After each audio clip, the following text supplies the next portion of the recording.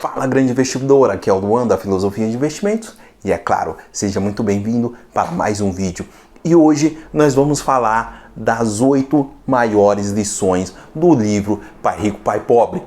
E na última lição de bônus, na verdade vão ser 9 lições. De bônus eu vou deixar uma lição importantíssima desse livro com você. Então fique nesse vídeo até o final e vamos para as lições. Toca a nossa vinhetinha.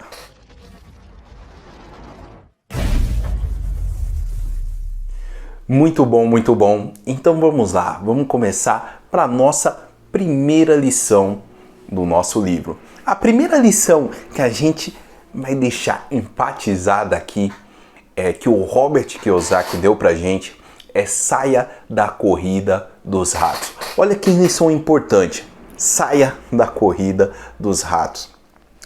Luan, o que é uma corrida do rato? O Robert Kiyosaki, ele fala que a corrida do rato é uma corrida onde, quando o rato não tem a gaiola e o rato entra num tipo de uma esteira circular, e ele fica andando, aí correndo e não vai para lugar nenhum.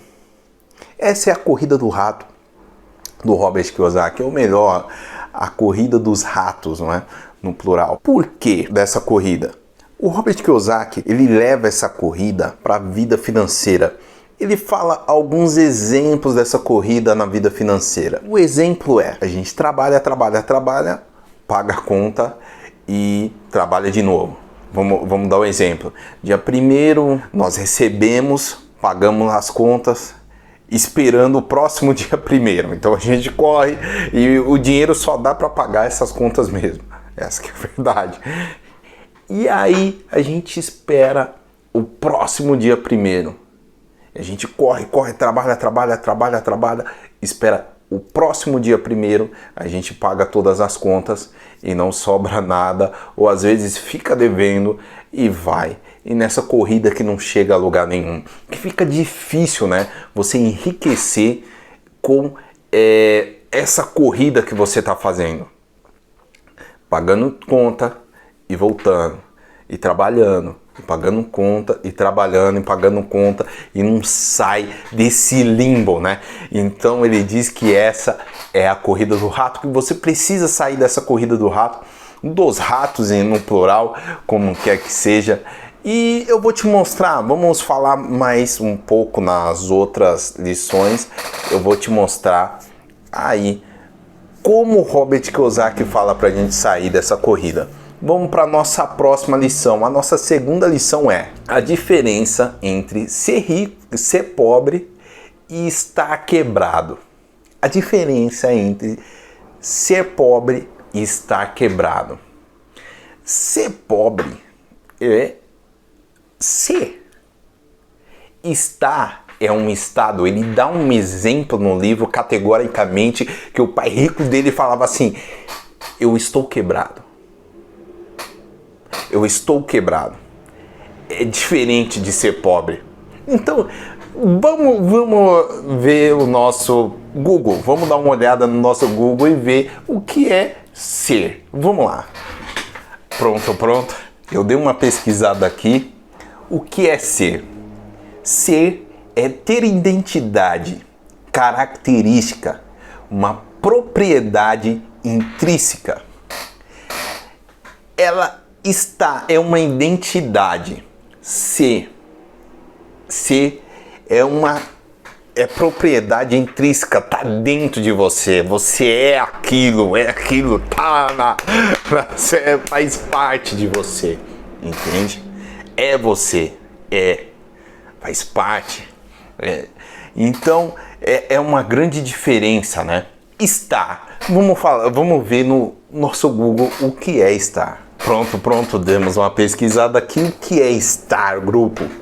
Google, o que é estar, Google? Encontra-se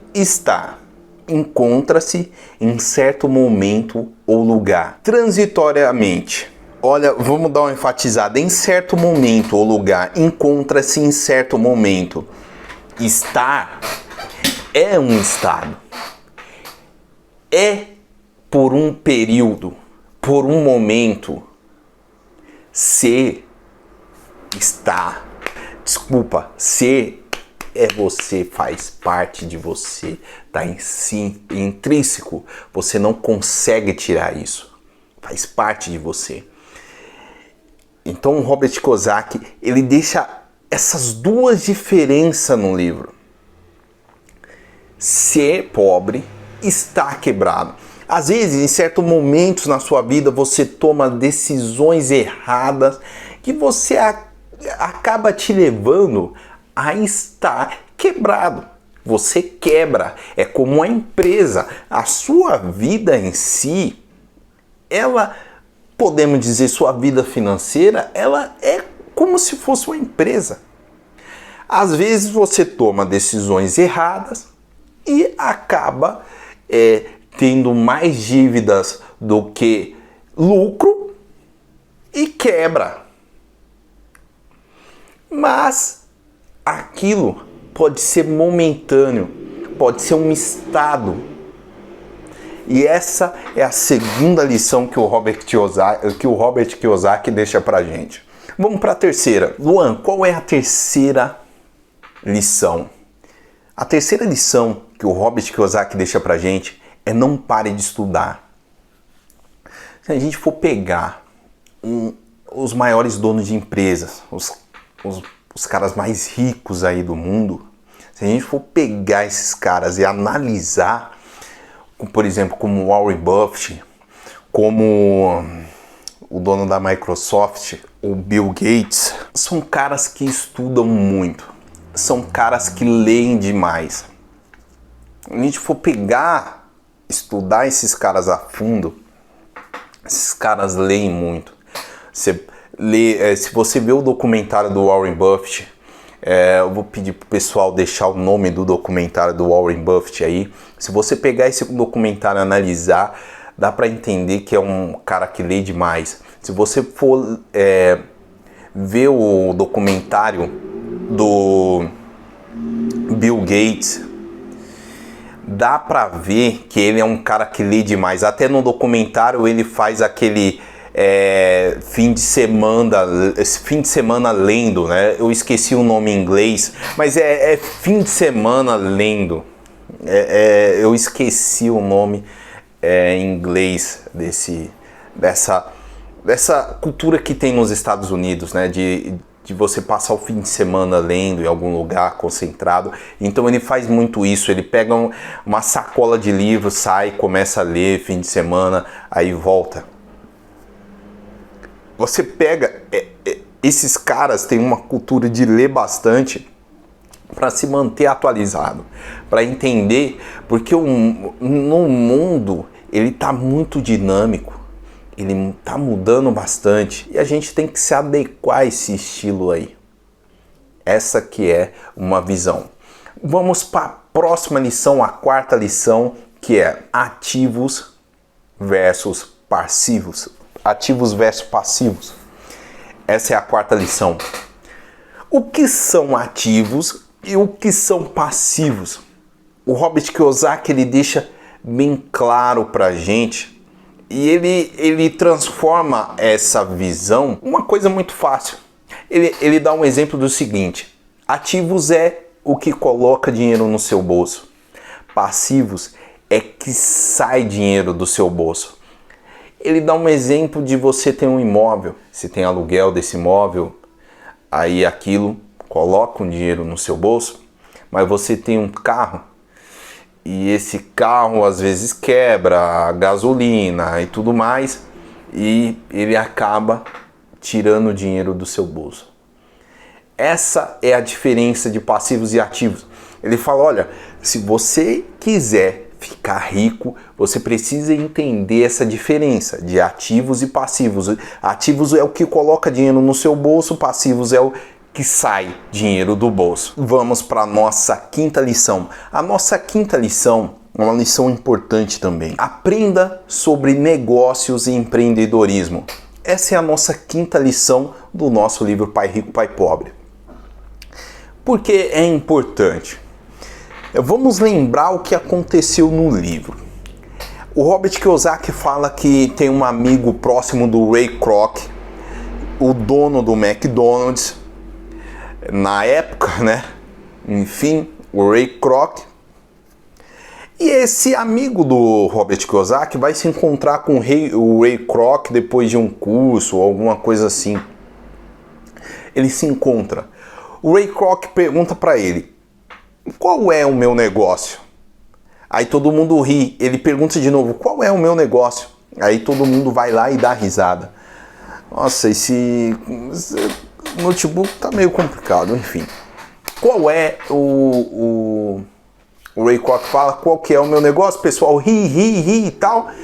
Aí o pessoal viu que ele tá falando sério e falou: Ray, todo mundo sabe que você tá no ramo de hambúrguer. Aí ele ri e fala: não, na verdade eu não tô no ramo de hambúrguer, o meu negócio não é hambúrguer. O meu negócio é imóveis. Vamos enfatizar isso aqui. Vamos parar um pouco.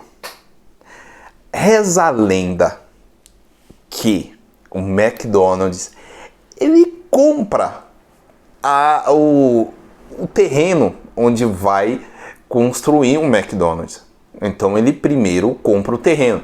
Ele escolhe terrenos a dedo, né, em lugares muito caros ou passa muita gente por ali, escolhe terrenos a dedo. O McDonald's vai lá e compra, e aí vem um franqueado, vai lá e monta o seu restaurante. Fast food, é isso. Vamos analisar. O Robert Kiyosaki ele fala o seguinte: negócio, você não precisa estar presente. Se você estiver presente, já não é mais um negócio. Um negócio, ele precisa se tocar sozinho. Ele se toca sozinho, ele se torna um negócio. Quando você precisa estar presente naquele lugar, ou seja, uma empresa, um escritório, sei lá, deixa de ser um negócio. Quando depende de você. Por que o Ray Kroc falou que o negócio dele era imóvel? Por quê? Porque o terreno ele ia se valorizando. Independente dele vender hambúrguer ou não, ou independente de ele estar lá ou não, mas o terreno se valorizava ao longo do tempo. Outra coisa, o pessoal vai lá e paga o aluguel para o McDonald's, paga o aluguel do terreno para o McDonald's. Então, aquele terreno está gerando uma receita, independente de o Ray Kroc estar lá ou não estar lá, ou está viajando, ou tá nesse almoço, jantar que teve aí com esse pessoal, o terreno iria se valorizando. E outra coisa, o pessoal pagava aluguel desse terreno, o pessoal da franquia McDonald's pagava aluguel desse terreno. Por isso que o Ray Kroc falou assim: meu negócio é imóveis, tá certo?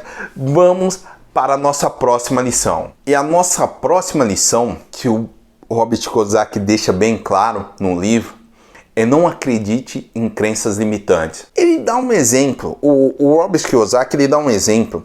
Ele fala assim, beleza, ele dá um treinamento, deu um treinamento pro pessoal. Aí uma mulher falou: mas eu não tenho tempo para fazer isso, não tenho tempo para procurar imóveis, não dá, isso não é para mim. Aí ele olha, fala: mas você pode começar procurando na sua casa, perto da sua casa, 30 minutos por dia. Se você fizer 30 minutos por dia, quanto vai dar numa semana, num mês, num ano? 30 minutos, às vezes você, assim, tem uma distância. Vou te dar um exemplo aqui, né?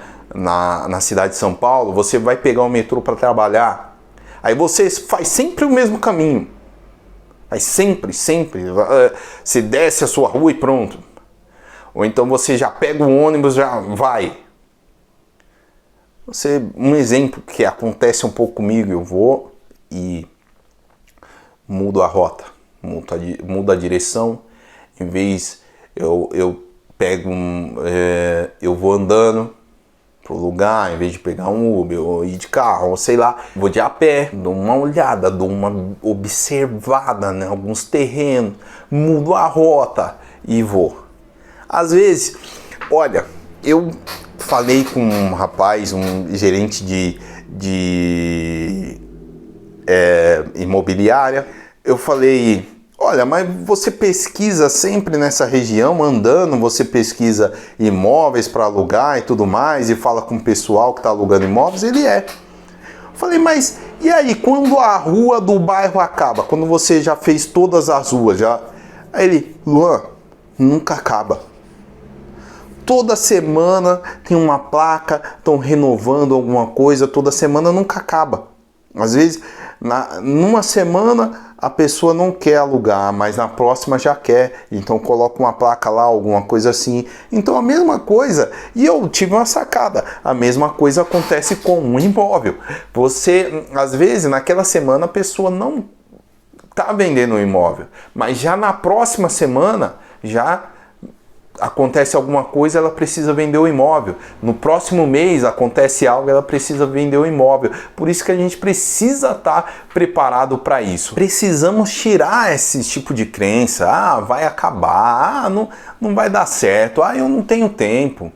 O Robert Kiyosaki diz que essa desculpa, não tenho tempo, o que quer dizer? Isso não é prioridade para mim agora. Ah, eu não tenho tempo não é prioridade para mim nesse exato momento. Nós precisamos entender essa jogada também e precisamos identificar essas crenças que limitam a nossa vida financeira ou da gente progredir. Vamos para a nossa próxima lição. E a nossa próxima lição, a nossa 7ª lição, ela fala o seguinte: não trabalhe pelo dinheiro.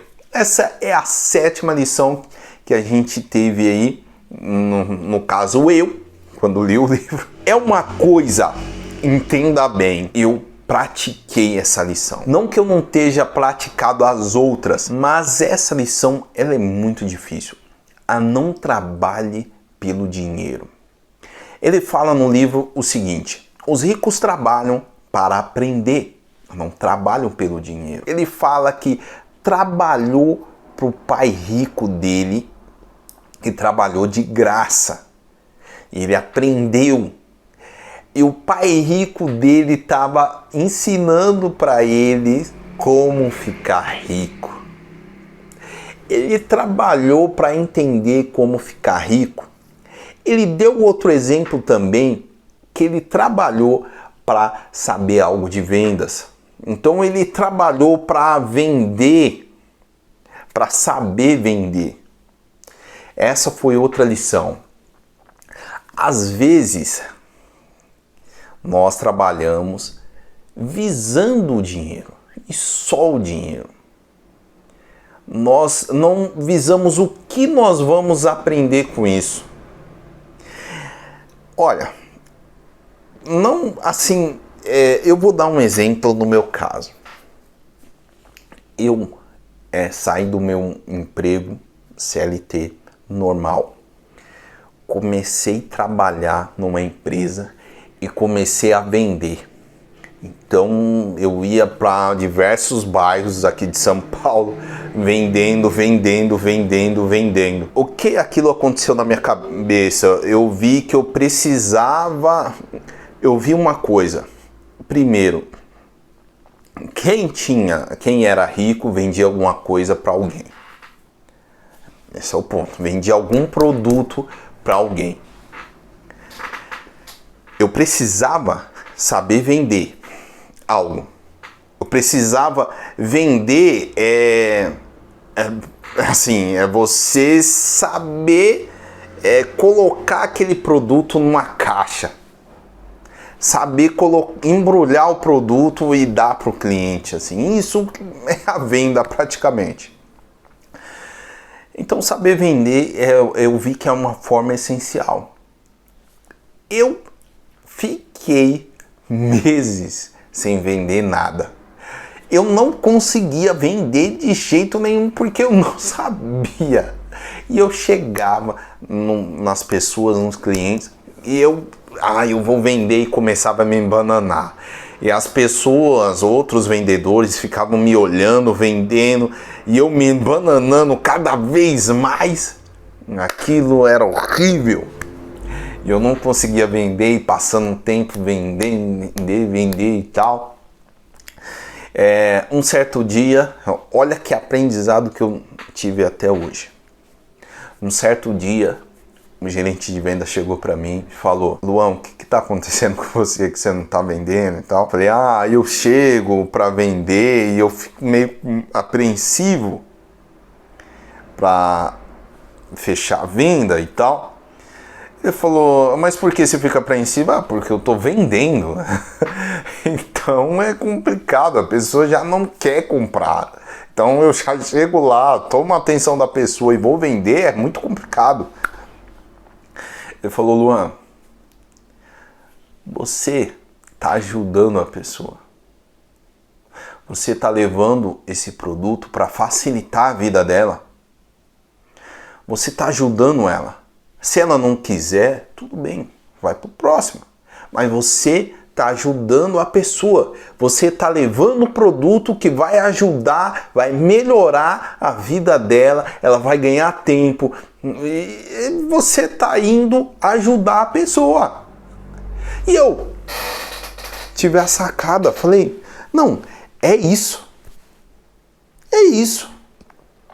Sendo que eu tô indo ajudar a pessoa, se ela não quiser, tudo bem. Se ela quiser, amém. E essa é a sacada. Toda vez que eu fui vender, eu tive que acreditar no produto. Se eu não acreditava no produto, eu não vendia. Tô vendendo porcaria para as pessoas, então é melhor não vender. Vendia produto que eu vendo até hoje. Produtos que eu realmente acredito neles. Porque eu vou estar ajudando a pessoa.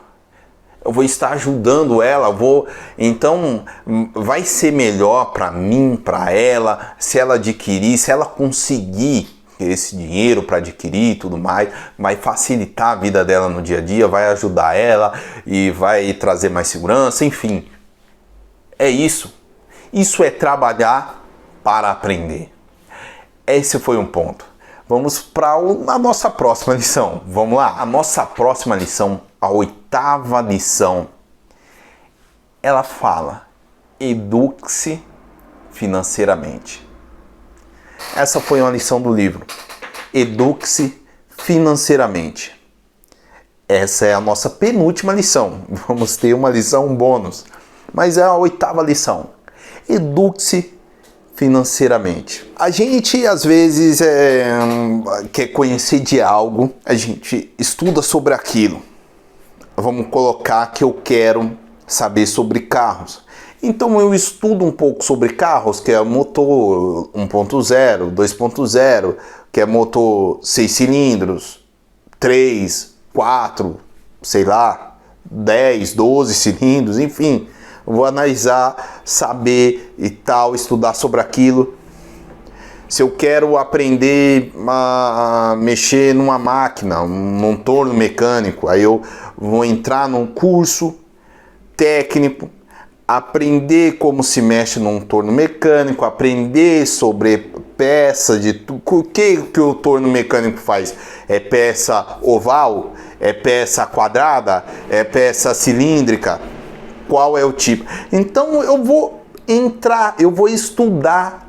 A mesma coisa é na finança da sua vida. Finanças pessoais é a mesma coisa. Você precisa estudar sobre finanças pessoais. Você precisa estudar, se educar, né? Como a lição diz, educar-se financeiramente. Você precisa estudar sobre finanças. E digo finanças, sua vida financeira. Você colocar no papel, você saber aonde está indo o seu dinheiro, quanto você está gastando, quanto não.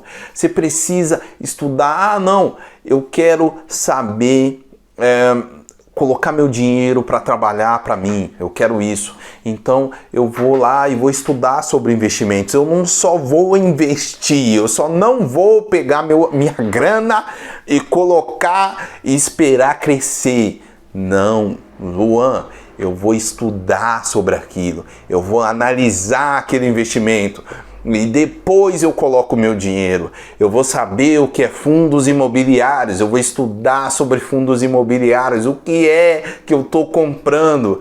Não é, eu vejo muita pessoa que pega e vou investir em fundos imobiliários, não sabe nem o que é, não sabe nem aonde aquele dinheiro está indo, não sabe nem para qual, se é shopping, se é prédio de sei lá o que. Não, simplesmente investe, e tem muito disso. Tem um fundo que eu fui estudar, aí um rapaz me mandou esse fundo, aí eu falei, tá bom, vou dar uma analisada nele. O fundo, ele tinha um prédio que era alugado para a Petrobras. A Petrobras saiu desse prédio e o prédio ficou vacante, simplesmente isso. E acabou. Para quem vai alugar mais? Um prédio inteiro. Qual empresa? Fica difícil. Uma empresa na pandemia aí vai alugar um prédio inteiro aí para os seus funcionários.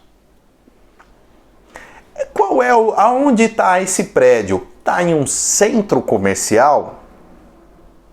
Eu vou estudar sobre aquilo. Esse é o ponto de educar-se financeiramente. Vamos para a nossa última lição, a nossa lição bônus. A última lição, quiçá a mais importante de todas, seja um empreendedor e um investidor.